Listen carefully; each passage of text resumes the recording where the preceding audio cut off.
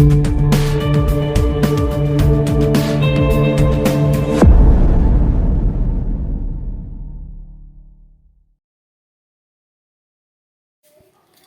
सांग मैंने केमती अच्छा आशा करुँची आपण मैंने बहुत भलरे थे आउ मु भी बहुत भलरे अच्छी। आज चलतु मटन रोषे करवा चलतु देखिए मुझे केमती कौन मटन करुँची चलतु। ये आम पियाज काटी देती पियाज अलरेडी काटी सारी रसुण और अदा से काटबार अच्छी एबे रसुण भी छड़ा हो सारी अदा भी काटिकी पानी टे धोई देती ये तेल पकई आलूटा को भी टे भाज देती हलदी और लुण देती भाजी देवा आलूटा टे भाजी सारा ताको बाहर करके रखीदवा तापर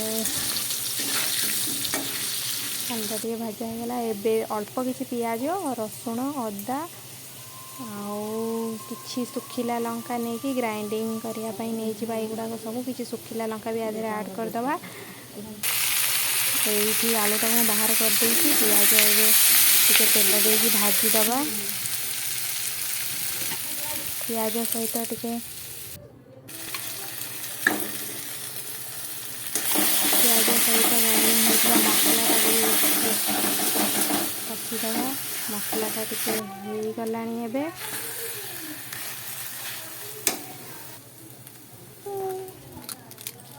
यही मु मटनटा को धोई देकी रखीदे मटनटा को धोई देकी रखीदे यही मसला भी हो गलानी एबे मटनटा को पकईदवा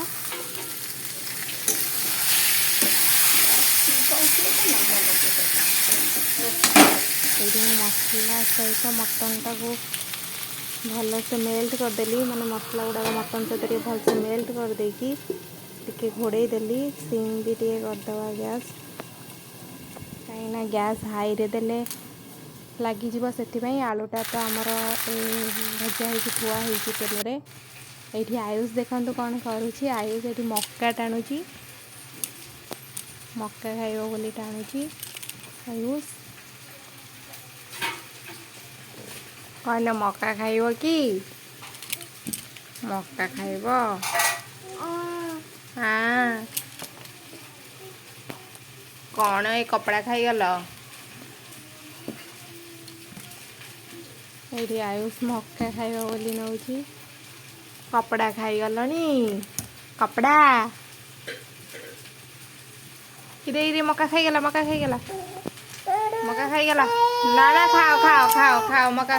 खाओ नियो नियो नियो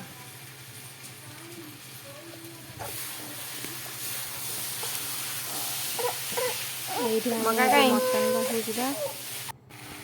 एबे मटन आलूटा को भी ऐड करदवा माने मसला देकी मटनटा जो कषी थे टे घोड़नीटा बाहर करके आलू ऐड करदवा टे पानी भी देदवा एबे मटनटा कषिबा आयुष भी मटन बोधे आयुष अनेची केमती कौन मटन हो आयुष भी देखुची ये आम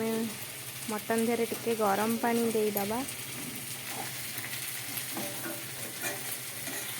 मटन देहरे ठंडा पानी देले खराब मैं टेस्ट खराब हो टिके गरम पानी दवा ये आमर कषा हो जाए आम टे बाहर करके टेस्ट करवा केमती कौन लगुच टे कषा बाहर करदवा ये मटन कषा हो गई एबे आम से गरम पानी जो रखी से माने मटन देहरे देदवा मटन देहरे देकी माने पानी सहित मसला को टिके मेल्ट करदवा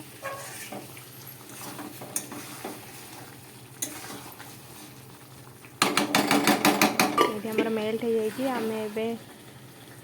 मटनटा को प्रेशर कुकर रे देदवा सब मटन गुड़ा प्रेशर कुकर देदवा सिझाई आउे आम टे गरम पानी भी ऐड करवा ये आम गरम पानी करके प्रेशर कुकर देदवा